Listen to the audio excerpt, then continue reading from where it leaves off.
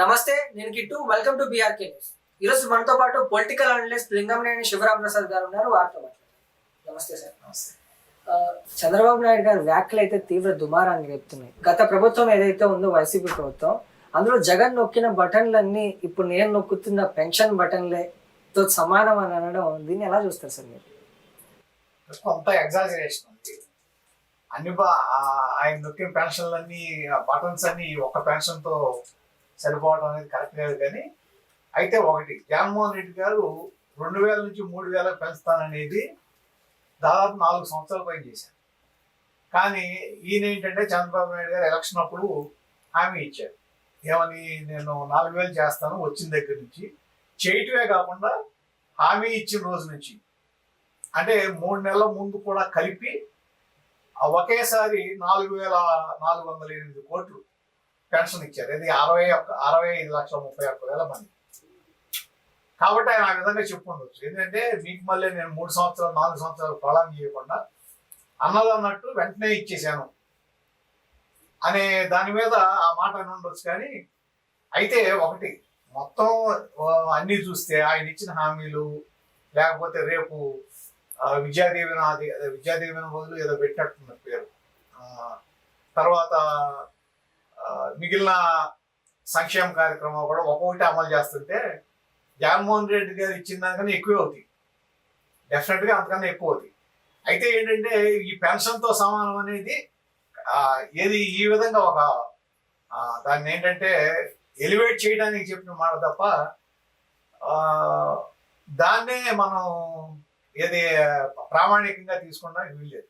అంటే ఈ సంక్షేమ కార్యక్రమాలు ఏవైతే ఉన్నాయో ఆ కార్యక్రమాలు చేయకముందే ఖజానా ఖాళీ అనడం కూడా జరిగింది చంద్రబాబు నాయుడు గారు. అది ఉన్నది ఖజానా ఖాళీ అంటారు. ఏంటంటే ఉన్నది ఖాళీ అయింది కాబట్టి చెప్తాం. ఇప్పుడు దేనికి చెప్తారు, అక్కడ ఆల్రెడీ మీకు ఒక్కొక్క దాని మీద వైట్ పేపర్ సబ్మిట్ చేశారు.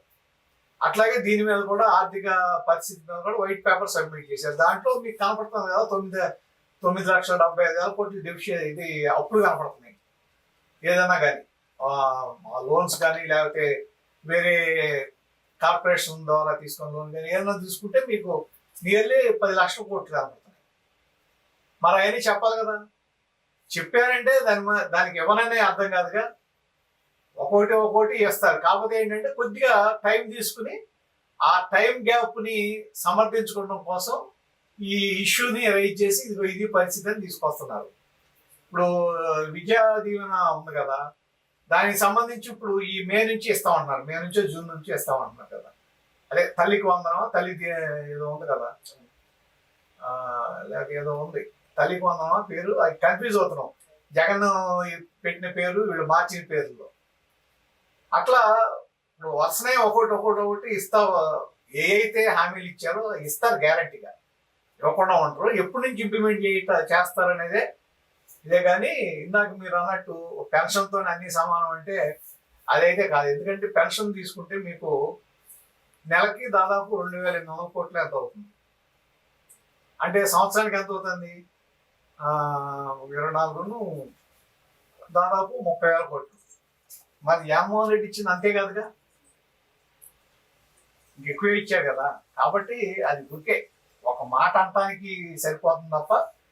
అయితే ఏంటంటే చంద్రబాబు నాయుడు గారు పెన్షన్ విషయంలో ఏ మాట అయితే ఇచ్చాడో దాని వెనక 3,000తో సహా కలిపి ఒకేసారి జూన్లోనే 7,000 ఇచ్చారు. ఒక్కొక్కరు 7,000 ఒక్కొక్క పెన్షన్కి 7,000 వాళ్ళ అకౌంట్లో పడిపోయింది. అది ఒకటి. రెండోది ఏంటంటే వీళ్ళు విమర్శ చేశారు వైసీపీ కూడా. అంటే విమర్శ చేయడంలో కూడా కొంత బడ్జెట్ ఇది చేసినప్పుడు 12,000 కోట్లు అవుతుంది, మీకు అక్కడ 9,000 కోట్లే శాంక్షన్ చేశారు, 9,500 కోట్లు అని ఇటువంటి విమర్శ చేశారు. ఏంటంటే 9,000 కోట్లు 9,500 కోట్లు ఇచ్చిన పైన 2,000-3,000 కోట్లు సర్దుబాటు చేయలేరా? అక్కడ ఏంటంటే విమర్శించాలి కాబట్టి విమర్శించినట్టు కాకుండా యాక్చువల్గా దాంట్లో బీసీ సెక్షన్ ఉంటుంది, BC sub plan, SC sub plan, ST sub plan ఇవన్నీ ఉంటాయి కదా, మైనారిటీ సబ్ ప్లాన్ ఉంటాయి. కొన్ని పెన్షన్లు వాటి నుంచి ఇవ్వచ్చు. ఆ సబ్ ప్లాన్ దాంట్లో నుంచి డైవర్ట్ చేయొచ్చు ఫండ్స్. అంటే ఆ 2,000-3,000 కోట్లు కూడా అక్కడ అడ్జస్ట్ అవుతాయి. ఆ విమర్శించి ఏదో విమర్శ కోసం చేసినట్టు కాకుండా కొంత వీళ్ళు కూడా సంయమనం పాటించాలి. అపోజిషన్ కూడా విమర్శ ఉండాలి, సద్విమర్శ ఉండాలి. అంటే ఇప్పుడు చంద్రబాబు నాయుడు గారు చెప్తున్న P4 ఫార్ములా ఏదైతే ఉందో అది వర్కౌట్ అవుతుందంటారా? వర్కౌట్ అవుతుందనే కదా ఆయన పెట్టింది. అవుతుందా అంటే ఎంతవరకు అది జరుగుతుందనే చూడాలి. అంటే ఈ P4 లో పీపుల్ వస్తుంది, అంటే పీపుల్ అన్నా కూడా లేకపోతే పబ్లిక్ అన్నా రెండో ఒకటే, అంటే దీన్ని ఎలా తీసుకోవాలి? పీపుల్ ఎవరు పబ్లిక్, మాట మామూలుగా పీపుల్ అంటే పబ్లిక్ ఆ అంటారు. మాట ఎవరన్నారు? వాళ్ళు అన్నదేంటి? Public private people. Public means government. Public అంటే అదే కదా. ప్రైవేట్, ప్రైవేట్ సెక్టర్ అంటే మామూలుగా ప్రైవేట్ వాళ్ళు. పీపుల్ అంటే మామూలు ఇది వీళ్ళ పార్టిసిపేషన్, గవర్నమెంట్ హెల్ప్తో, తర్వాత ఈ ప్రైవేటు వాళ్ళు వాళ్ళ పార్టిసిపేషన్తో, ప్రైవేట్ ఫండింగ్తో పేదలకి ఎవళ్ళైతే అర్హులు అవుతారో ఆ పేదలకి ప్రతి ఇంటికి ఒక పారిశ్రామికవేత్త వచ్చేటట్టు, వాళ్ళకి ఉద్యోగ కల్పన చేసేటట్టు, వాళ్ళకి ఉపాధి లభించేటట్టు చేయటం అనేది P4 లక్ష్యం. అది ఈ పబ్లిక్ ని పీపుల్ ని కలపడం అనేది కరెక్ట్ కాదు. పబ్లిక్ అంటే ఈ ఇంగ్లీష్ లో రెండు వర్డ్స్ కలవడమే కానీ పబ్లిక్ అంటే పబ్లిక్ సెక్టర్, ప్రైవేట్ సెక్టర్ అంటే ఏంటి? Public sector means government sector, government undertakings. Private sector అంటే ప్రైవేట్. ఇక్కడ కూడా అంతే. పబ్లిక్ అంటే గవర్నమెంట్ అండర్టేకింగ్స్, గవర్నమెంట్ కి సంబంధించినవి. అంటే గవర్నమెంట్ సర్వే చేస్తుంది. మొన్న సర్వే చేశారు కదా, మార్చి 8 నుంచి 18 దాకా సర్వే చేశారు. సర్వే చేసి దాంట్లో ఎవళ్ళైతే అర్హత ఉందో ఏది ఈ P4 కి 20% ఫస్ట్ ఇయర్ 20%, ఆ 20%కి అర్హత ఎవరికి ఉందో వాళ్ళకి సార్ట్ అవుట్ చేశారు. వాళ్ళని ఈ ప్రైవేట్ వాళ్ళు ఏది మన సిఎస్ఆర్ ఫండింగ్ ఇస్తారో, ఇంకోటి ఇస్తారు ఏదన్నా కానీ వాళ్ళు వీళ్ళని టేక్ ఓవర్ చేసి వీళ్ళకి హెల్ప్ చేయటం. లేకపోతే ఒక విలేజ్ లో ఒక 10 మంది ఉన్నారు, ఆ 10 మందిని గ్రూప్ చేసి వాళ్ళకి ఏదైనా హెల్ప్ చేయటమా, అది క్లారిటీ వస్తుంది. అంటే మంచి స్కీమే. దీన్ని మన ఇటువంటి స్కీమ్స్ యుఎస్ లో ఉన్నాయి ఆల్రెడీ. యుఎస్ లో కూడా ఈ టేక్ ఓవర్ చేసి వాళ్ళకి హెల్ప్ చేస్తారు.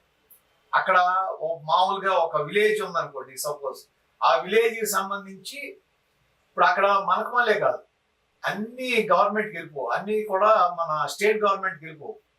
ఒక విలేజ్ ఉందంటే ఆ విలేజ్ గవర్నెన్స్ కే వస్తుంది. అంటే పంచాయతీకి, మనకి ఇక్కడ పంచాయతీకి వచ్చినట్టు వస్తే పంచాయతీ నుంచి ఖర్చు పెడతారు. ఆ ఊళ్ళో ఒక కంపెనీ ఉందనుకోండి, ఏదన్నా ఇది ఇండస్ట్రీ కానీ, వాళ్ళు వీళ్ళకి ఇస్తారు. ఇప్పుడు మనకేమవుతుందంటే సిఎస్ఆర్ ఫండ్స్ గవర్నమెంట్ ఇస్తున్నారు కదా, ఇప్పుడు సిఎస్ఆర్ ఫండ్స్ కూడా ఛానలైజ్ చేయొచ్చు. ఇది ఎంతవరకు వర్కౌట్ అవుతుంది అనేది సరే, అది దాని వర్కింగ్ దీన్ని బట్టి వస్తుంది. కానీ ఇది ఈ విధంగా ఒకవేళ ఎవరైనా విమర్శిస్తే ఇది P4 పబ్లిక్ పీపుల్ ఒకటే అంటే అది వాళ్ళకి సరైన నాలెడ్జ్ లేదు, సరైన అవగాహన లేదని లెక్క. ఇక్కడ పబ్లిక్ అంటే గవర్నమెంట్, ప్రైవేట్ అంటే ఇండస్ట్రియలిస్టులు, ప్రైవేట్ అదే ధనవంతులు, పీపుల్స్ అంటే పేదలు. వాళ్ళకి సంబంధించి ఇప్పుడు ఇదివరకు కూడా చంద్రబాబు నాయుడు గారు ఉన్నప్పుడు జనభూమి తీసుకున్నారు కాన్సెప్ట్. జనభూమి కాన్సెప్ట్ ఏంటి? ఒక రోడ్డు ఏదైనా వేయటం, దానికి ఫండింగ్ ఒక 20%, 30% ఏరియాని బట్టి. ఎస్సీ కాలనీ అయితే 10%, 15% తీసుకునేవాళ్ళు. మిగిలిన చోట అయితే 20 to 30%. అది ప్రైవేట్ వాళ్ళు కనుక దానికి ముందుకు వస్తే మిగిలిన 70% గవర్నమెంట్ ఇచ్చి చేసేవాళ్ళు. ఇప్పుడు మీరు అన్నట్లే ఒకవేళ ఇది అనుకోండి, ఒక 4-5-6 ఫ్యామిలీలు కలిపి ఒక కుటీర పరిశ్రమ ఏదైనా పెట్టుకుంటారు. 10 లక్షలు 20 లక్షలు అవుతుంది అనుకోండి సపోజ్. అక్కడ ఒక మన ప్రైవేట్ కంపెనీ ఏదన్నా ఒక 5-6 లక్షలు ఇస్తే గవర్నమెంట్ సైడ్ నుంచి లోన్ ఇవ్వచ్చు కదా, మిగిలిన 15 లక్షలు వీళ్ళు దాన్ని పట్టుకుని ఆ 8 కుటుంబాలు బాగుపడవచ్చుగా. అనేది జరుగుతుందా జరగదా అనేది తర్వాత. అంటే కొంచెం పాజిటివ్గా గవర్నమెంట్ చేస్తుంది, ఒక మంచి వ్యూతో చేస్తుంది. అది ఎంతవరకు సక్సెస్ అవుతుంది అనేది చూడాలి. అంటే 20% మంది పేదవాళ్ళని 10% మంది ధనికులు ఆదుకుంటే సరిపోతుందన్న చంద్రబాబు గారు, కానీ మన రేషన్ కార్డుల ప్రకారం చూసుకుంటే 90% మంది పేదలు ఉన్నారనేది వైసీపీ వాళ్ళ వాదన. అంటే ఇందులో నిజం ఎంత సార్? 90% మంది పేదలు అంటే ఇప్పుడు మనకు 5 కోట్ల మంది జనాభా ఉన్నారు. అంటే 4,50,000 మంది పైన పేదల ఆంధ్రప్రదేశ్లో అది ఆర్గ్యుమెంట్ చేసినప్పుడు అర్థం ఉండాలి కదా. ఎంత రేషన్ కార్డులు ఉన్నాయి మనకి? 89,24,640 రేషన్ కార్డులు. రేషన్ కార్డులో కూడా మొదటి నుంచి అనుకున్న రేషన్ కార్డులో కూడా అనర్హులు చాలా మంది ఉన్నారు అని. దాదాపు మీకు 20% పైన 20-30% అనర్హులు ఉంటారు దాంట్లో. 89 లక్షల పైన మీకు ఇది ఉంటే 4.5 కోట్లు ఎట్లా అవుతారు? అంటే 89,24,640 ఇళ్ళు అంతే కదా పేదలు, హౌసెస్ అంతే కదా. ఆ దాంట్లో 20% తీసుకున్నారు అనుకోండి, 5 సంవత్సరాల్లో ఎంతవరకు అవుతుందనే చూడాలి. అంటే నేను ఎందుకంటున్నానంటే, ఒక డేటా ఇచ్చేటప్పుడు ఏ పార్టీ అయినా సరే ఊరికే మనం జనాలను ఆకట్టుకోవడం కోసం మాట్లాడరు. 90% పేదరికం ఆంధ్రప్రదేశ్లో ఉందా? ఎక్కడ ఉంది 90% పేదరికం? మన పర్ క్యాపిటల్ ఇన్కమ్ ఎంత? ఇక్కడ ఆంధ్రప్రదేశ్ పర్ క్యాపిటల్ ఇన్కమ్ తక్కువేం లేదు కదా, తెలంగాణతో ఎక్కువ ఉంది. మరి 90% పేదలు ఎక్కడ ఉన్నారు? అంటే చంద్రబాబు నాయుడు చెప్పేవన్నీ పచ్చి అబద్ధాలు అనేది కూడా జగన్. నేను అదే అంటున్నా, వాదన సరే, రాజకీయంగా ఏదైనా మాట్లాడండి. రాజకీయ విమర్శ వేరు, రాజకీయ వాదన వేరు, డేటా వేరు. డేటా అబద్ధం చెప్పదు కదా. ఇప్పుడు నేను చెప్పిన దాని ప్రకారం మీకు 89 లక్షల చిల్లర రేషన్ కార్డు అంటే 89 లక్షల హౌస్ హోల్డ్స్ అంతే కదా. దాంట్లో సింగిల్ పర్సన్ ఉండొచ్చు, ఒక ఇంట్లో 2 ఉండొచ్చు, ఒక ఇంట్లో 3 ఉండొచ్చు, అది వేరే సంగతి. కొన్నింట్లో ఏంటంటే 2 పేదలు ఉంటే 2 పిల్లలు ఉండొచ్చు, వాళ్ళ లెక్కలకు రాదు కదా. మరి మీరు ఏ విధంగా 90% పేదలు అని చెప్తారు? 90% పేదలకు ఉంటే ఆంధ్రప్రదేశ్ నడవదు. ట్యాక్స్ ఎక్కడి నుంచి వస్తుంది? మిగిలిన 20%, మిగిలిన 10% దగ్గర ఎంత ధనం ఉందా? అది ఏంటంటే విమర్శ ఏదో ఒకటి చేయాలి కాబట్టి చేయటం కాకుండా మీరు ఒక data correct analysis, correct data పట్టుకుని మాట్లాడండి, తప్పులేదు. లేదు గవర్నమెంట్ ఒక విధంగా చేస్తుంటే కాదు, ఇది కాదు తప్పు, ఈ విధంగా చేయని అని అడగొచ్చు.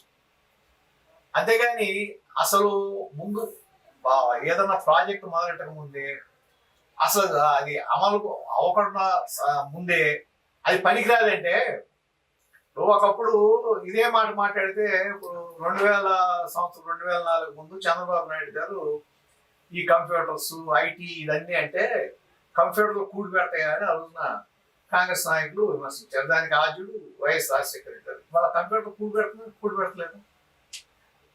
ఇన్ని లక్షల మందికి, ఇన్ని కోట్ల మంది విద్యావంతులకి ఆ కంప్యూటర్ ఇవాళ ఇది అవుతుంది కదా. కంప్యూటర్ లేని అసలు జీవితం లేని పరిస్థితి కదా ఇవాళ.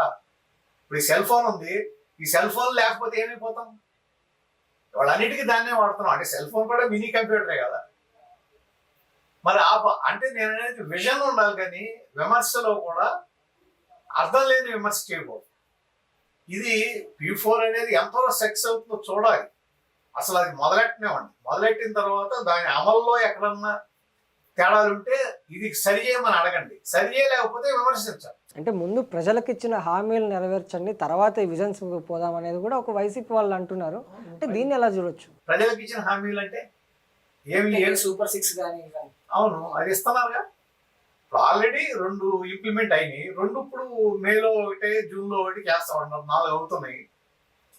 మిగిలిన ఏంటంటే 1,500 రూపాయలు 18 సంవత్సరాలు దాటిన వాళ్ళకి 1,500 రూపాయలు ఇవ్వటం అనేది, అది ఎప్పుడు ఇస్తారనేది ఒకటి, బస్సు ఫ్రీ బస్సు, ఈ 2 కదా ఇవ్వాల్సినవి. మరి దానికోసం ఈ వాపు కూర్చుంటారా? ఇది వేరు కదా, ఇది గవర్నమెంట్ ఫండింగ్ తక్కువ కదా దీంట్లో. దీనికి దానికి సంబంధం ఏముంది? ఇది దీంట్లో మీరు ఇది ఎందుకు అంటారంటే, P4 కూడా ఎందుకు ఇన్వాల్వ్ అయ్యింది దాంట్లో? ఇది ఎట్లా మిళితం ఉందంటే, 20 లక్షల ఉద్యోగాలు ఇస్తామని హామీ ఇచ్చారు కదా.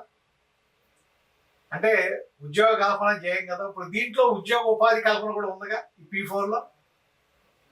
అంటే ఇది దానికి ఉపయోగపడుతుంది కదా. ఏది 20 లక్షలు అంటే వీళ్ళు ఇచ్చిన ఎలక్షన్ హామీలో ఇది కూడా భాగమేగా, భాగం అవుతుందిగా.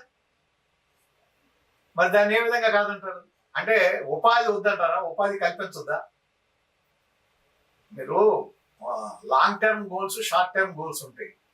లాంగ్ టర్మ్ గోల్ ఒక విధంగా ఉంటుంది. షార్ట్ టర్మ్ గోల్స్ అంటే ఇమ్మీడియట్ గా ఇవ్వాల్సి ఉంది. ఇప్పుడు రేషన్ ఉంది, రేషన్ మీకు పెన్షన్ రేషన్ ఇస్తున్నారు. దేనికి? అది ఇమ్మీడియట్ నీడ్. వాళ్ళకేదో మేము సంవత్సరం తర్వాత ఇస్తాం, మీరు తినకుండా ఉండండి, మీకు ఏం డబ్బులు లేకపోయినా పర్లేదంటే కుదరదు. ఇమ్మీడియట్ నీడ్, ఇమ్మీడియట్ నెసెసిటీస్ అయ్యి వాటిని తీర్చడానికి అది ఇస్తున్నారు. తర్వాత వాళ్ళని ఆ పేదరికంలోంచి బయటికి తీసుకురావడానికి P4. సో ఇది అది వేరు కాబట్టి ఇది అయిన తర్వాత అది ఇంప్లిమెంట్ చేయండి అంటే అది ఈ రెండు ఇంటర్లింక్డ్ కాదు, దేని దానికి. ఇది పార్టిసిపేషన్ ఎవరిది? ప్రైవేట్ పార్టిసిపేషన్, అవును కదా ఈ P4 అనేది. మరి అన్నప్పుడు దాని మీద మీకెందుకు విమర్శ? ఎందుకు? ఇంప్లిమెంటేషన్ లో తేడా ఉంటే విమర్శించండి, మొదలవకముందే విమర్శించు. సో ఈ మధ్య కాలంలో మనం ఒక రీల్ కూడా ఫేమస్ అయింది కూడా చూసాము. అంటే ఫ్రీ బస్, చంద్రబాబు నాయుడు గారు ఏదైతే హామీ ఇచ్చారో ఫ్రీ బస్ గురించి, లేడీస్ అందరూ కలిసి కండక్టర్ టికెట్ అడిగితే ఫోన్లో ఫ్రీ బస్ హామీ ఇచ్చి చూపించారంట. దీన్ని ఎలా చూడాలి సార్? అసలు పబ్లిక్ ఎలా తీసుకుంటున్నారు దీన్ని? మంచిదేగా పబ్లిక్ డిమాండ్ చేయడం. యాక్చువల్గా మేనిఫెస్టో అంటే ఇప్పుడు కొన్ని కంట్రీస్ అయితే మేనిఫెస్టో అనేది దాన్ని ఫాలో అవటం మస్ట్. కంపల్సరీగా మేనిఫెస్టోని ఫాలో అయి తీరాల్సిందే. ఫాలో అవ్వకపోతే వాళ్ళు సమాధానం చెప్పాల్సి ఉంటుంది. మన దేశంలో అది లేదు. ఇక్కడ ఏంటంటే మేనిఫెస్టోలో 100 హామీలు ఇచ్చి దాంట్లో 30 ఇంప్లిమెంట్ చేసినా మిగిలిన వాటిని మనం క్వశ్చన్ చేయడానికి లేదు. అదేమి వాళ్ళ మీద బైండింగ్ కాదు. కాబట్టి వాళ్ళు అడిగారు, క్వశ్చన్ చేయడం మంచిదే కదా. అంటే ఇట్లా ఎన్ని P4లు కానీ ఇంకా ఏమన్నా తీసుకొచ్చినా కూడా ముందు నుంచి మనం ప్రయత్నిస్తున్నది ఏంటంటే పేదవాళ్ళు మధ్యతరగతికి రావాలి, ఇంకా మంచి ధనికుల్లాగా మారాలని చంద్రబాబు నాయుడు గారు కానీ జగన్ గారు కానీ ఏ ప్రభుత్వ నాయకుడు వచ్చినా ఒకటే చెప్తున్నారు. కానీ పేదవాడు అనేటోడు పేదవాడిలాగా మిగిలిపోతున్నారు. అంటే దీనికి ఎండ్ కార్డు ఎక్కడ ఉంటుంది అంటారు? ఎండ్ కార్డు అంటే ఒకటి, పేదవాళ్ళు పేదవాళ్ళ కింద ఉంటున్నారనేది నేను ఒప్పుకోను. ఇవాళ ఎడ్యుకేషన్ పెరిగిన తర్వాత, ఎడ్యుకేషన్ సిస్టంలో ఈ తర్వాత రిజర్వేషన్స్ వచ్చిన తర్వాత చాలా కుటుంబాలు, ఇది దళిత కుటుంబాలు కానీ లేకపోతే డౌన్ ట్రాడన్ కానీ వాళ్ళు కూడా పైకి వచ్చారు. అయితే ఇక్కడ ఒకటి రిజర్వేషన్ అంశం అయితే ఈ సున్నితమైనదైనా ఒకటి గుర్తించాల్సింది. మీకు ఒక కుటుంబం ఉంది, ఒక ఎస్సీ కుటుంబం లేకపోతే మైనారిటీ కుటుంబం ఉంది. వాళ్ళ దాంట్లో బాగా పైకి వచ్చారు, ఉద్యోగాలు చేశారు. వాళ్ళకి ఒక్కొక్కళ్ళకి 1,00,000 2 లక్షలు నెలకు శాలరీ వస్తుంది. వాళ్ళ పిల్లలకు కూడా రిజర్వేషన్ వర్తించడం అంటే ఎట్లా? ఫస్ట్ వర్తించింది, తర్వాత వాళ్ళు ఎప్పుడైతే ఆ రిజర్వేషన్ అంశం నుంచి పైకి వచ్చేసారో వాళ్ళకి అది వర్తించకపోతే ఇంకో కుటుంబం బాగుపడుతుంది కదా. ఆ విధంగా మీరు అసలు రిజర్వేషన్ సిస్టంలో ఉన్న ఈ తప్పు కూడా కొంత కారణం. రిజర్వేషన్ సిస్టమ్ అట్లా కాకుండా రెండు కలిపి, అంటే ఫైనాన్షియల్ వాళ్ళ వాళ్ళ ఫైనాన్షియల్ పొజిషను ప్లస్ రిజర్వేషన్, ఈ రెండు కలిపి ఉంటే ఎప్పుడైతే ఒక కుటుంబం పైకి వచ్చిందో, ఆర్థికంగా బలపడిందో, వాళ్ళు రిజర్వేషన్కి అర్హత లేకుండా ఉండాలి. అప్పుడు ఏంటంటే అదే సామాజిక వర్గం నుంచి ఇంకొక కుటుంబం పైకి వస్తుంది. అదే ఇంప్లిమెంట్ చేసి ఉంటే ఈ పాటికి దాదాపు ఒక 50 to 60% దళిత కుటుంబాలు కానీ డౌన్ ట్రాడన్ కానీ ఈ వాళ్ళు ఈ పాటికి మంచి పొజిషన్లోకి వచ్చి ఉండేవాళ్ళు. ఇప్పుడు ఏమవుతుందంటే రిజర్వేషన్ ఉన్న వాళ్ళకి రిజర్వేషన్ అవుతుంది, వాళ్ళకి నియోజకవర్గం ఇచ్చి లేకపోతే ఒక దీంట్లో అదొక సెక్టార్ కింద తయారైపోతుంది. అటువంటిప్పుడు ఇప్పుడు ఒక ఐఏఎస్ చదవాలి, ఒక ఐఏఎస్ ఆఫీసరు పిల్లలు వాళ్ళకి ఉన్న అడ్వాంటేజ్ ఆ కొత్త వాళ్ళకు ఉండదు కదా. ఏదో విలేజ్లో నుంచి పైకి వచ్చి చదువుకుని పైకి వచ్చిన కుర్రవాళ్ళకి ఆ అడ్వాంటేజ్ ఉండదు. అటువంటిది వాళ్ళకు కూడా రిజర్వేషన్ అనే పరిస్థితి వస్తే రిజర్వేషన్ అనే దానికి పదానికి అర్థం పోతుంది. మరి అది ఆ మాట అంటే ఏమవుతుందంటే దీన్ని వేరే విధంగా అర్థం చేసుకుంటారు. కానీ ఒక విధంగా అయితే అసలు వాళ్ళే స్వచ్ఛందంగా ఒక ఐఏఎస్ ఆఫీసర్, ఐపీఎస్ ఆఫీసర్, ఏదో ప్రభుత్వంలో ఉన్నత ఉద్యోగం, వాళ్ళ ₹1,00,000 మీద శాలరీ తీసుకున్నాళ్ళు, వాళ్ళ కుటుంబానికి సంబంధించి వాళ్ళు స్వచ్ఛందంగా వాళ్ళ రిజర్వేషన్ వదులుకుంటాం, అది అసలు మిగిలిన వాళ్ళు పైకి రావడానికి అవకాశం వస్తుంది. అట్లా చేయకపోవటం వల్లనే ఇవాళ కూడా పేదవాళ్ళ కింద ఉండిపోతున్నారు. మా పెరిగిన వాళ్ళు ధనవంతులు ఇంకా ఇంకా మల్టిపుల్ అవుతున్నారు తప్ప వీళ్ళు పైకి రావట్లేదు. ఈ సిస్టమ్ కూడా మార్పు రావాలి. నారా లోకేష్ రెడ్ బుక్ తీసుకొచ్చిన తర్వాత జగన్ కూడా బ్లూ బుక్ అని తీసుకొచ్చారు. అంటే దీని మీద మీ అభిప్రాయం ఏంటి సార్? ఏ రెడ్ బుక్ అయినా బ్లూ బుక్ అయినా వీళ్ళ చేతిలో ఏముంటుంది? ఇప్పుడు రెడ్ బుక్ అన్నారు, ఇవాళ ఈ వాసుదేవరెడ్డి కానీ లేకపోతే ఈ మైనింగ్ సంబంధించి వెంకటరెడ్డి కానీ లేకపోతే విజయ్ కుమార్ కానీ వీళ్ళందరి మీద, అలాగే ధర్మారెడ్డి గారు ఏది టీటీడీ జేఈఓ చేసింది, వీళ్ళందరి మీద ఆరోపణలు వచ్చినాయి. వీళ్ళందరూ గవర్నమెంట్ ఏం చెప్తే చేశారు, జగన్మోహన్ రెడ్డి ఏం చేశారు, అవుట్ ఆఫ్ ది వే వెళ్ళారు, అన్కాన్స్టిట్యూషనల్ గా బిహేవ్ చేశారు అన్నారు. ఏం చర్యలు తీసుకోగలిగారు వాళ్ళ మీద? ఇప్పుడు వరకు ఏం జరిగింది? మరి రెడ్ బుక్ అంటే అటువంటి అవుతాయా? ఇప్పుడు అందులో భాగంగానే పోసాని కృష్ణమురళి మీద తీవ్రంగా యాక్షన్ తీసుకున్నారు. ఇప్పుడు ఈ సోషల్ మీడియాలో మాట్లాడిన దానికో లేకపోతే అదే అతను ఏంటంటే బూతులు మాట్లాడాడు ఇవన్నీ అనుకోండి, దీని వరకే కదప్ప అసలు కల్పిట్స్ ఎవరు? వాళ్ళు నోటితో మాట్లాడారు, తప్పు చేశారు, ఓకే. అతను కానీ లేకపోతే మిగిలిన వాళ్ళలో కూడా ఎక్కువ మంది సోషల్ మీడియాకి సంబంధించిన అరెస్ట్ అయ్యారు. సోషల్ మీడియా కాకుండా ఎవళ్ళైతే ఈ గవర్నమెంట్కి సంబంధించి ఇదివరకు గవర్నమెంట్లో మీరు అవినీతి జరిగిందన్నారు, తప్పు చేశారన్నారు, వాళ్ళలో ఎంతమంది అరెస్ట్ అయ్యారు, ఎంతమంది మీద చర్యలు తీసుకున్నారు? అంటే ఇప్పుడు మీకు ఒక్కటే ఉదాహరణ, 3 ఐపీఎస్లు సీనియర్ ఐపీఎస్ని ఇంతకుముందే సస్పెండ్ చేశారు, ఇంకొక ఐపీఎస్ మొన్న సస్పెండ్ చేశారు. ఈ 4 ఎవరినన్నా అరెస్ట్ చేశారా? ఏ ఐఏఎస్ అని అరెస్ట్ అయ్యాడా? లేకపోతే ఏ ప్రభుత్వ అధికారిని అరెస్ట్ అయ్యాడా? వల్లభనేని వంశీను ఇంకొకటి అరెస్ట్ అవడం కాదు, వాళ్ళది ఆ కేసులు వేరు. లేదా అవినీతి కేసుల్లో మీరు ఎవరిని బుక్ చేశారు? ఏ ఏ ఏ బుక్ వచ్చింది అంటే ఈ రెడ్ బుక్ అయినా ఒకటి, ఆ బ్లూ బుక్ అయినా ఒకటి. అధికారులు ఏం చేయలేరు, ఏం చేయరు కూడా.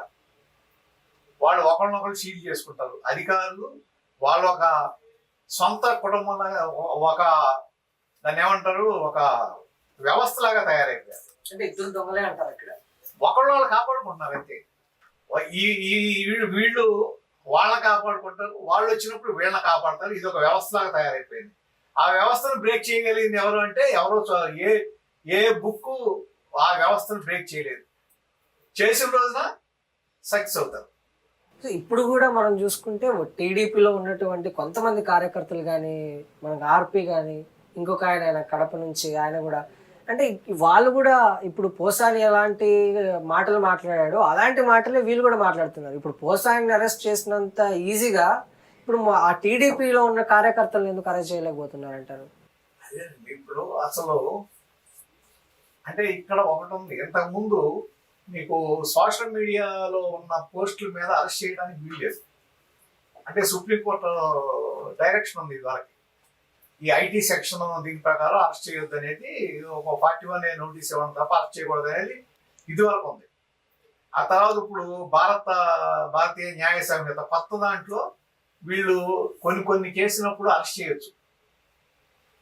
అట్లా అంటే ఒకటి నేను సమర్థిస్తున్నాను కాదు, ఇక్కడ వ్యవస్థకి విఘాతం, వీళ్ళు చేసే పనులు కానీ వీళ్ళు మాట్లాడే మాటలు కానీ, వాళ్ళు ఎవరో మాట్లాడారని పోటీగా ఇంకోళ్ళు మాట్లాడతాం, వాళ్ళు అసహ్యంగా మాట్లాడితే వీళ్ళు అసహ్యంగా మాట్లాడతాం,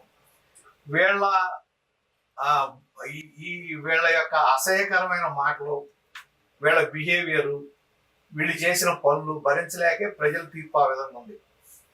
ఒకవేళ ఇవాళ మనం గెలిచాం కదా అని దాన్ని ఇంకో విధంగా చూస్తే ప్రజలు తీర్పుని తిరగరాస్తారు. అదేం పెద్ద కష్టం కాదు. 5 సంవత్సరాల క్రితం 19లో 151 సీట్లతో గెలిపించి ఆయన తీసుకొచ్చి 11 సీట్లలో దించేశారు కదా. దీనికి వాళ్ళ బిహేవియర్, వాళ్ళు చేసిన విధానాలు, వాళ్ళ పరిపాలనా పద్ధతులు, లేకపోతే ఈ వంశీ కానీ లేకపోతే రోజా గారు కానీ ఇటువంటి వాళ్ళు మాట్లాడిన పద్ధతులు. ఒక ఎంపీ అయితే సాక్షాత్ ఆయన వీడియోలు ఎటువంటి రిలీజ్ చేశాడో చూసాం.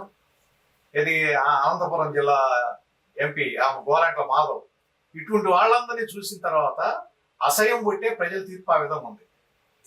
మేము అదే విధంగా చేస్తాము, మేము కూడా ఏం తీసుకోము వాళ్ళకి, అదే విధంగా మేము చేయగలము అని కనుక చేశారనుకోండి, తీర్పు తిరగరాయటం ప్రజల చేతిలో ఉంటుంది. కాబట్టి ఇప్పుడైనా ఇటువంటి పనులు మానేయాలి. ఎవరైనా సరే ప్రజాస్వామ్యతంగా విమర్శ చేయొచ్చు, మనం ఎంతవరకైనా విమర్శ చేయొచ్చు, ప్రజాస్వామ్యతంగా చేయాలి, వాళ్ళ తప్పుల్ని బయట పెట్టేటట్టు చేయాలి తప్ప ఈ అసహ్యంగా మాట్లాడటం, ఇంట్లో వాళ్ళని తిడటం, లేకపోతే ఆడవాళ్ళ మీద మాట్లాడటం ఇవన్నీ ప్రజాస్వామ్యం గురించి మాట్లాడుకుంటే ప్రజాస్వామ్యం కాదు ఇది, కుటుంబ రాజకీయాలు అని ప్రజలు అంటున్నారు. ఎందుకంటే మొన్న మనం చూసుకుంటే పవన్ కళ్యాణ్ గారు వాళ్ళ అన్నకి ఎమ్మెల్సీ సీట్ ఇవ్వడం.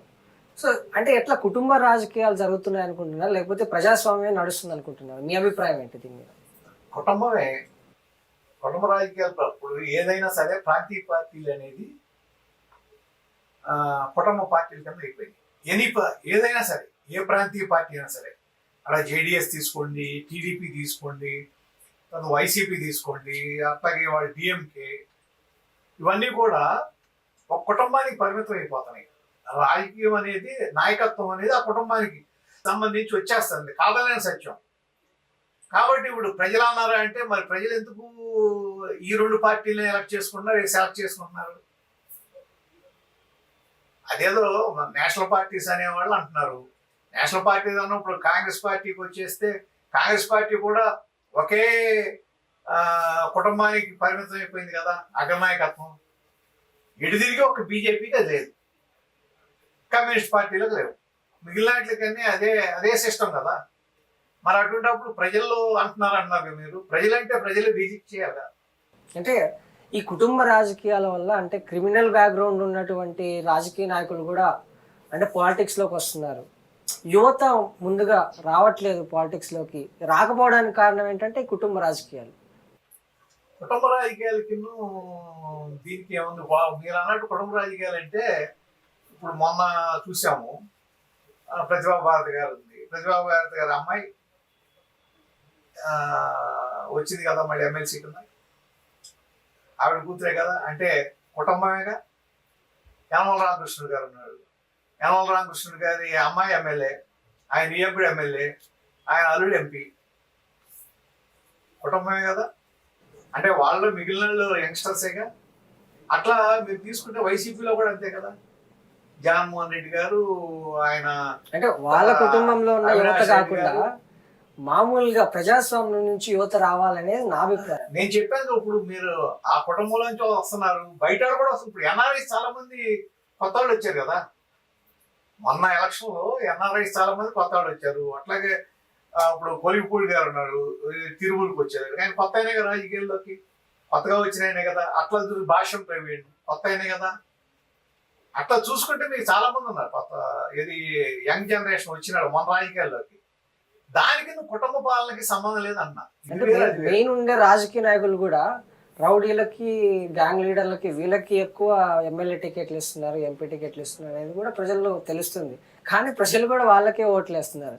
అది పార్టీని చూసేస్తున్నారా, లేకపోతే ఆ పార్టీ నాయకుడిని చూసేస్తున్నారంటారా? అంటే కొంత ప్రజలు కూడా క్రిమినల్ యాటిట్యూడ్ ఉన్న వాళ్ళకి, వెనకమాల జనాలు వేసుకుని వెళ్ళే వాళ్ళకి అట్రాక్ట్ అవుతున్నట్టు ఉన్నారు. మరి బీహార్ చూడండి, తర్వాత యూపీ చూడండి. యూపీలో చాలా మంది అట్లా, అది క్రిమినల్ బ్యాక్గ్రౌండే కాదు, ఈవెన్ పోక్సో కేసులు ఉన్న ఎమ్మెల్యేలు, ఎంపీలు కూడా ఉన్నారు. మరి వాళ్ళ మీద కేసులు ఉన్నాయి, కేసులు జరుగుతున్నాయి, అయినా సరే వాళ్ళు పోటీ చేసి గెలుస్తున్నారంటే మరి దానికంటే చట్టంలో లోపాలు అవన్నీ. ఇటువంటి కేసులు ఉన్నప్పుడు ఇమీడియట్ గా దాన్ని పరిష్కారం అవ్వాలి కోర్టులో. పరిష్కారం అవ్వకపోతే వాళ్ళని పోటీ చేసే అవకాశం లేకుండా చేయాలి.